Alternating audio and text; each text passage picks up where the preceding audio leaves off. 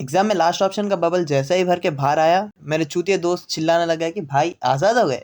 अरे बेलैंड प्राणियों, अभी तो तुम्हारा चूतिया कटना बाकी है। तो आओ यार, अपने अपने हॉल टिकट्स को फाड़ कर डस्टबिन में डाल दो और मजे लेते हैं। जैसे ही मैं एग्जाम हॉल से बाहर आता हूँ, मेरी नजर जाती है गेट पे। वहां पर मेरे पापा मेरा इंतजार कर रहे थे, मेरा फोन लेकर।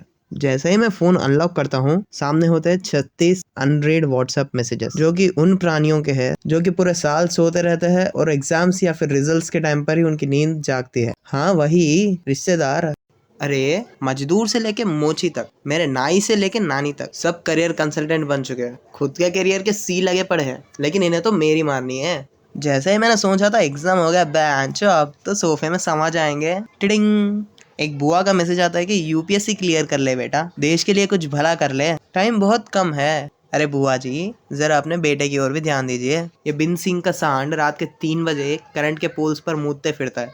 और मेरे चचेरे चाचा के सास के बेटे का मैसेज आता है कि सुन बेटा, लॉ की तैयारी कर ले, लॉयर में मोटी कमाई है। अब बैंचो पकड़े गए तो गांड पे इतने डंडे पड़ेंगे कि गांड का प्लेग्राउंड बन जाएगा। और सुनो, एक चाची तो सीधा बैंक एजेंट बन गई है। उन्होंने तो बैंकिंग के इतने बेनिफिट्स बता दिए जितने मेरे बाप का सीए नहीं जानता है, और जिनका खुद का बेटा बैंकिंग का एग्जाम चौथी बार दे रहा है। अरे रुको, ये तो अभी शुरुआत है, आगे तो पूरी बारात निकलनी है मेरी। यहाँ तक कि फ्रेश होने के लिए पिज्जा और चाय मंगा लिया था स्विगी से। अब ये मत पूछना कि पिज्जा के साथ चाय कौन पीता है, मैं पीता हूँ भाई। मेरे रिश्तेदार कम थे क्या जो ये पिज्जा वाला भी मेरे लेने लगा है। इसका काम था पिज्जा देकर वापस जाना। जैसे ही मैंने दरवाजा खोला, भाई तुम्हारे पड़ोसी कह रहे हैं तुमने एग्जाम दिया है, तो आगे का क्या प्लान है? इससे तुझे क्या करना है? तो अपना काम कर, पिज्जा दे और निकल। पर भाई लाइफ में क्लैरिटी तो होनी चाहिए।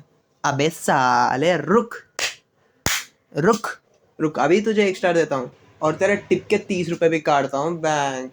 उस शाम सब कुछ ठीक चल रहा था। पापा मस्त अपने बनियान में बालकनी में ठहरकर पड़ोसी वाली आंटी से बात कर रहे थे, और मम्मी वही सास बहू के ड्रामा में लगी थी। जिंदगी मस्त चल रही थी, लेकिन जिंदगी में कलेश भी होना चाहिए ना। तो यहाँ पर एंट्री होती है हमारी डायन की, दी शर्मा जी की वाइफ।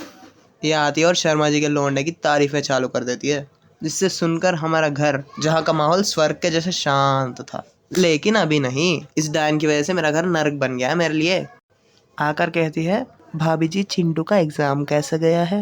ये चिंटू चिमटा लेके तुम्हारी खैर छोड़ो यार।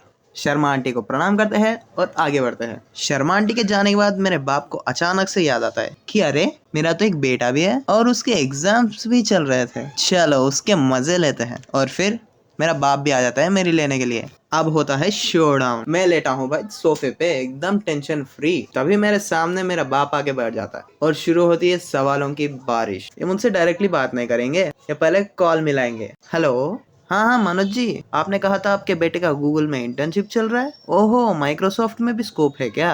अच्छा जी, हाँ लास्ट का भी कुछ ना कुछ हो ही जाएगा। उनकी फोन की वार्तालाप खत्म हुई। अब मेरा बाप मुझे देख रहा है, मैं मेरे बाप को देख रहा हूँ, और हम दोनों को मेरी छोटी बहन देख रही है with caramel popcorn.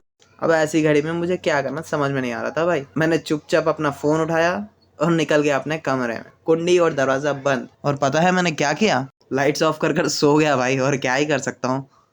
The next day, सुबह के 8 बजे। अरे तुम अभी तक यहीं हो? वीडियो खत्म हो गई भाई, मैं जा रहा हूँ अपने हॉल टिकट चिपकाने डस्टबिन से निकाल कर। मुझे पता चला है कि कॉलेज में हॉल टिकट मांगते हैं। अगर आगे और मजे लेने हैं तो सब्सक्राइब बटन को फाड़ कर डस्टबिन में फेंक दो। तो चलो यार, let's get lost in chaos.